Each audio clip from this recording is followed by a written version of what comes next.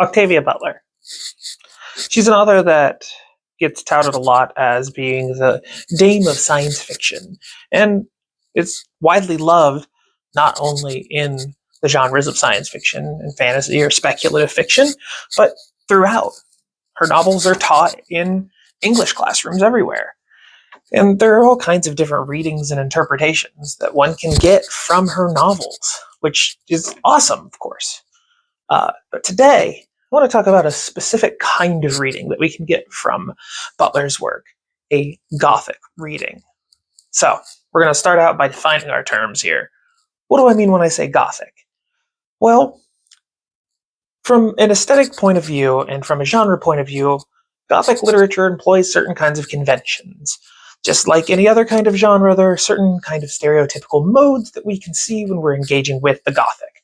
So, for instance, the looming sense of dread, the terror that might all be in your head but could also potentially be external as well. We can think, too, of supernatural entities that show up but in kind of vague ways a lot of the time. There's a lot of overlap, one might say, between Gothic literature and horror fiction, though not always in such a way that they are, the same. It might be easy and tempting to think of the Gothic as just kind of horror, but more atmospheric, the shoegaze of the horror milieu. But I don't think that's quite fair. But we are not here to get into the minutia of genre and conventions within. We're here to talk about Octavia Butler and how the Gothic applies to her. So for that, I want to kind of pull our attention more towards a secondary part of what makes something Gothic, and that is the resurrection of the past. You see this through a lot of the kinds of monsters typical to Gothic fiction, such as Dracula, or more generally, vampires. Something that should be dead but isn't. And in the case of Dracula, and sort of a vibe that you get with a lot of vampires, there's an aristocratic feel. Dracula's a landlord. There's this feeling of they're better than you, this revived sense of ancient hierarchy that exists within vampires a lot in fiction. You might also think of zombies, something that was buried and is now shambling forth. I think one great way to remember this, or to really articulate it, is to think of the Open Mike Eagle song Happy Wasteland Day, where, commenting on the Trump regime the first time, Open Mike Eagle said, "Everything that's dead ain't supposed to come back alive," pointing towards, of course, racism, bigotry, and the kinds of regressive policies of the Trump administration, both times. So, there is, on one hand, the aesthetics of dread and terror, a subtle influence of the environment, and on the other hand, a kind of a feeling that things that should not be here are here. We can think of this aesthetically as the crumbling manors, the vines creeping up the side, strangling at the wind-blasted castles of yore, still inhabited by pale, anemic old families on the verge of death, clinging desperately to some kind of old style, old way of being. For a really great example of this, check out Mexican Gothic, where you can see that antiquated ideas and trying to revitalize a past that maybe wasn't quite what it seemed to be in the first place play an important role. So, if that's what we're using with Gothic, how are we going to apply this to Octavia Butler, who is, by and large, a science fiction author? Well, that key second term about revitalizing the past is what I think allows us to to use the term Gothic as a way of engaging with Butler, to turn genre into a theoretical lens, I think. And I think the most explicit novel to look at for that is Octavia Butler's Kindred. This is one, much like Parable of the Sower, that people are broadly familiar with. It's taught and read probably the most of a lot of her works. So, Kindred. Kindred tells the story of Dana, a woman who is, for whatever reason, whisked back to the antebellum South and must deal with her white ancestors. Dana, like many of Butler's characters, is a black woman. And obviously, we can see from the jump how this concept would be incredibly tense, incredibly filled with dread and terror, both physically, atmospherically, and psychologically. Already, we've satisfied some kind of aesthetic idea of the Gothic in this. And, the South is kind of rife for this, especially that era in the South, that horrible era in the South. So, Dana is whisked back into the past, and she must navigate this. She's also unable to predict when she will go, and while it may only be a few seconds in our time, in the antebellum South, that time is different. It's weird. 5 months there is 5 minutes in the present.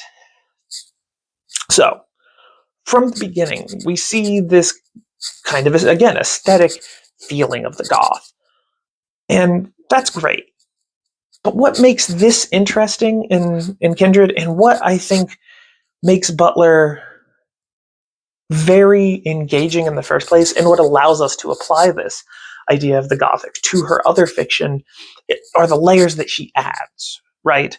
So it would be incredibly easy for Kindred to be a story simply about the past, about the antebellum South and the horrors there.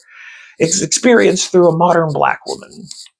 Modern in this case being the 1970s, when around the time this story was written, and more contemporaneous to Butler herself at the time. It would be easy to write a story and just leave it there. It would, I think, make the story substantially worse, but it would also make the story, by making it less challenging, it would make it worse, I should say. It would also make it more appealing in some senses, because it would allow us, through the lens of fiction, to believe that those terrible things that we did in the past, the bigotries of yesteryear, are no longer applicable. We have defeated racism at last. But that simply isn't the case. And Butler has no interest in letting us feel like it is. Multiple times in Kindred, we get glimpses of the hangers-on of this bigoted era that even today in 2025, if we're being honest, still continue to persist. And one early example of that comes on page 56 of Kindred. Now, this is during a time where Dana is relating her first meetings with her husband, who is white, Kevin.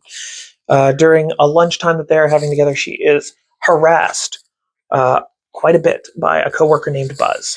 So, here we go.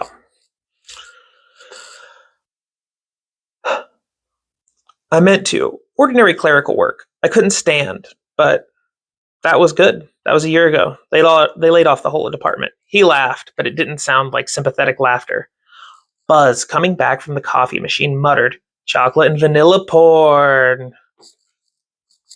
So, Buzz is a jerk, right? Like, we can see that from the jump. We don't need to think very deeply to understand that Buzz is an asshole. But what is important about that, and what I think might slip under the radar if you're not careful, is that kind of attitude towards interracial relationships, while I suppose better, of course, than dragging people into the streets and killing them, is still regressive and is still very gross.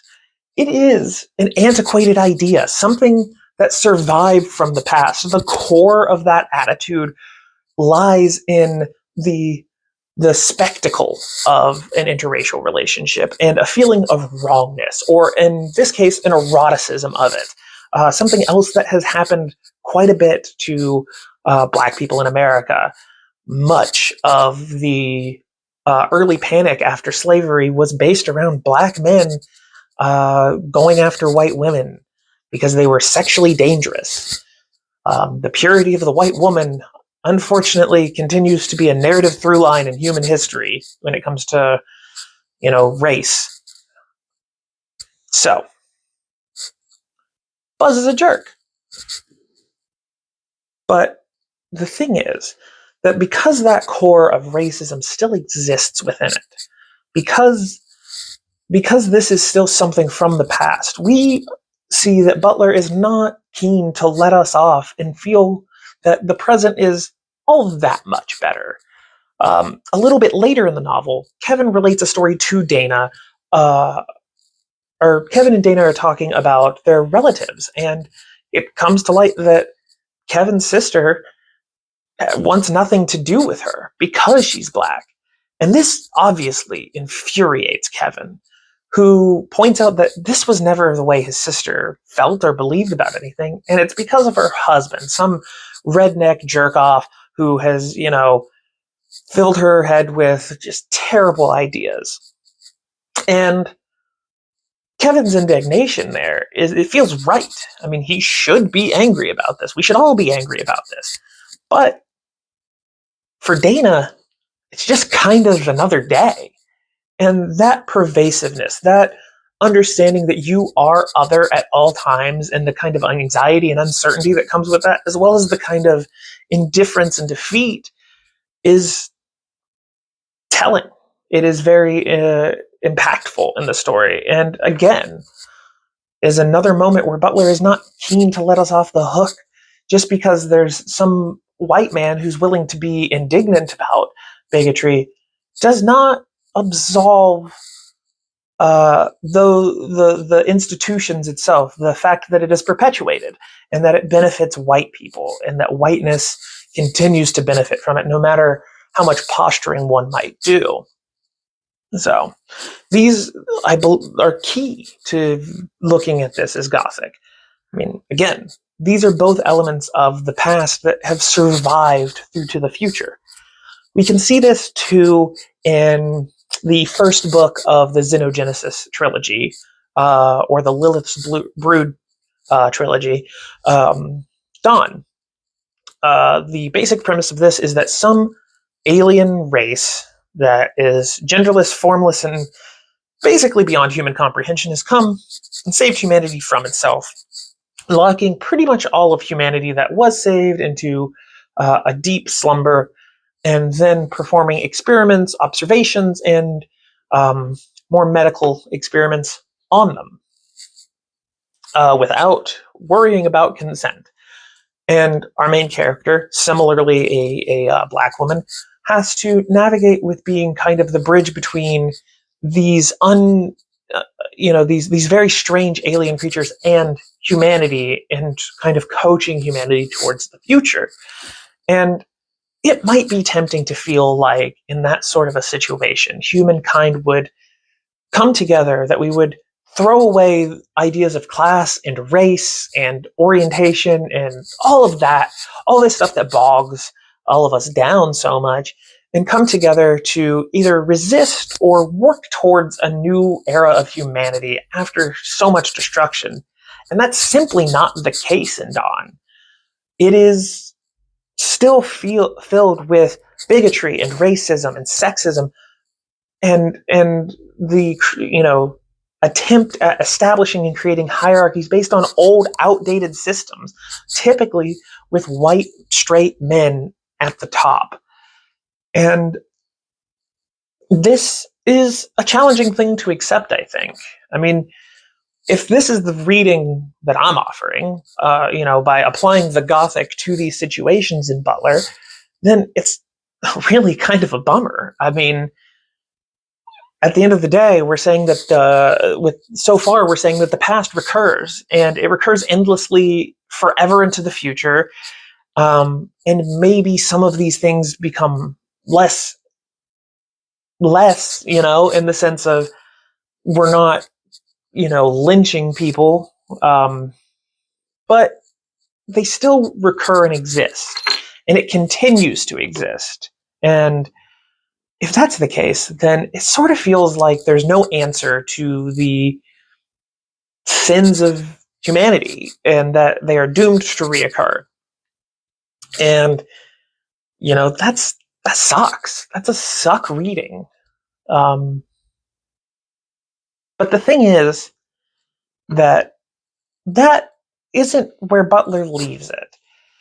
And I think that it's really important when we engage with um, Butler to understand that these themes of recurrence, these revivals of the past and of systems of the past, and attempts at revivals of these systems are important to pay attention to because there's always somebody trying to do that. For instance, in Parable of the Sower, one of the key uh, things that is brought up is politicians preaching an old past, a glorious past. Um, and we see that in our own world, right? The whole Make America Great Again thing is trying to revive a past. And for some in America, that past might be better. Now, obviously, for many, the kind of dread and anxiety and uncertainty that comes around with a man doing everything he can to resurrect such things that are better left dead and gone, that aren't even really gone but continue to haunt us, hungry specters into the present, trying to gobble up everyone, trying to claw and use their wide, bloody mouths to just consume everything good and decent. That's horrifying. And there are many people, many people, who will be harmed from that. And that dread, that not knowing, affects you mentally, emotionally, physically. It's destructive. And with Butler, the important thing after noticing that that's the case is to take steps to create community. In every one of Butler's novels, community plays an incredibly important role in the preservation of our main character. In Kindred, the relationships Dana builds with other slaves, as well as with the white family that she is enslaved by, help protect her and help lessen the load and get her through her harrowing experience. In Dawn, despite the fact that fractures occur and differences in ideology happen, the characters are forced to try and acknowledge each other, to work through things, sometimes violently. Sometimes things don't work out, but they're forced to continue to come back and try again to understand each other and work together towards a common goal. In Parable of the Sower, the same thing. Our main character builds a community based around shared goals, around shared ideals. And though there's a lot of tension there, as there tends to be when you have more than one person around you, that work is important. That work is fundamental, because if we're going to look at Butler as writing things with this Gothic ideal, if we're going to think of it as a land blighted by the undead, coming back to rip everything to shreds, and every time that people try and build things up, it just gets destroyed again, then the communities that are built in it have to be seen as a last light in the darkness, a stubborn flame that, despite the winds, refuses to be put out. And it's important, I believe, to recognize both of these realities in Butler, because both of these realities reflect our world in some ways. The narratives that Butler creates, they might be, wild, such as aliens abducting humanity and keeping them safe for 200 years in order to have some kind of gene exchange. But they can also be incredibly prescient, as in, again, Parable, and incredibly forward thinking, such as in Wild Seed, where differences of gender are imagined, even as the two characters and their opposing ideologies try to build communities through hierarchical power dynamics that exist even today. Being able to do community work, being able to reach out and do that hard work is fundamental, because none of us can survive alone. None of us can weather every difficulty by ourselves. It's not possible. And talking to and working with other people, it's not easy, but it's the only way that any of us get to survive at the end. So, I don't know. To me, that's beautiful and that's worthwhile. And I think that that's why it's important to come to Butler and understand the Gothic element of her. But that's just my reading. If you've read any of these novels or Octavia Butler in general, what do you think? Do you agree? Do you disagree? If watching this video inspired you to check out Octavia Butler, please feel free, go ahead. Let me know what book you got and let me know what you thought of it down in the comments. If you liked this video and you want to continue to help support me, the best way to do that is through Patreon, which will also be down in the comments. Likes, subscribes, shares, those all help the channel grow and for me to reach new people and build my audience. So big thumbs up if you can help me out with that. And any further reading will be, again, down in the comments. That'll be it for this video on Get Literary.